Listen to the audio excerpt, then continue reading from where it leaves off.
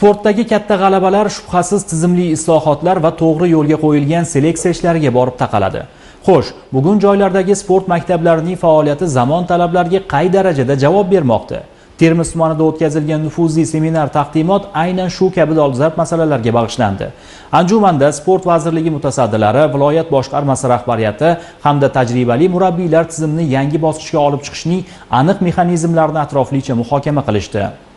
Surxondaryo viloyatida O'zbekiston Respublikasi Vazirlar Mahkamasining sport maktablari faoliyatini tizimli tashkil etishning qo'shimcha chora-tadbirlari to'g'risidagi qarori mazmun mohiyatini keng targ'ib etish maqsadida seminar taqdimot tashkil etildi. Taqdimot davomida qaror bilan joriy etilayotgan yangi mexanizmlar yuzasidan batafsil ma'lumotlar berildi. Xususan, 2026-yilning 1-sentyabridan sport maktablarini hududlarning real ehtiyoji, aholining muayyan sport turlariga qiziqishi, mavjud infratuzilma, trenerlar salohiyati hamda sportchilarning erishgan natijalari asosida ixtisoslashtirish, ushbu jarayonni har yili qayta ko'rib chiqish tartibi tushuntirildi. Shuningdek, aholini ommaviy sportga keng jalb qilish, iqtidorli yoshlarni aniqlash va sport maktablariga seleksiya qilishning yagona tizimini joriy etish, sport maktablari xodimlarining aniq natijalar asosida har oylik ustamalar bilan rag'batlantirish hamda ustamalarni hisoblashning yangi mezonlari haqida so'z yuritildi. Taqdimotda sportchilar, trenerlar va mashg'ulotlar hisobini ERP sport axborot tizimi orqali raqamlashtirish, ommaviy sport bilan qamrovni baholashda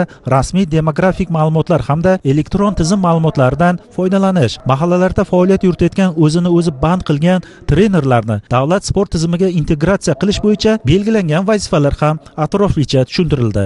Bugungi seminarimizning asosiy maqsadimiz Vazirlar Mahkamasining 24-iyulda 407-sonli qarori chiqdi va sport maktablari faoliyatini yanada tizimli tashkil etish chora-tadbirlari to'g'risida va ushbu qarorda 3 ta asosiy yo'nalish qamrab olingan. Birinchisi, aynan respublikamizda 254 ta sport maktabi bo'lsa, o'sha sport maktablarimizni sport turlariga qarab ixtisoslashtirish. Ikkinchi yo'nalish esa mana yuqorida aytib o'tganimdek trener seleksionerlar shtati joriy qilingan bo'lsa, ishini yaxshiligi yoki faolligiga qarab ularning oylik ustamasi 200% gacha ko'tarilishi bevosita o'sha qarorimizning ikkinchi qismida bandma-band 4 ta yo'nalishda tushuntirib berilgan va o'sha narsani alohida bugun mana shu seminarimiz doirasida aynan respublikadan kelib biz quyi tizim xodimlariga tushuntirib bermoqdamiz. Qarorimizning 3-asosiy yo'nalishi demak mustaqil trenerlarimiz ham o'zlari o'sha bolalarni, yoshlarni shug'ullantirayotgan holatlar va har bitta sport maktabi mana shunday mustaqil o'zi shug'ullantirayotgan trenerlar qilayotgan trenerlarni sport maktabi bazasiga olib, aynan o'sha bugungi kunda sport maktablaridagi bazaviy tarif stavkasi trenerlar oylik olayotgan bo'lsa, xuddi shunaqa qilib aynan davlat sport maktabiga shartnoma qilib, ularni ham aynan bugun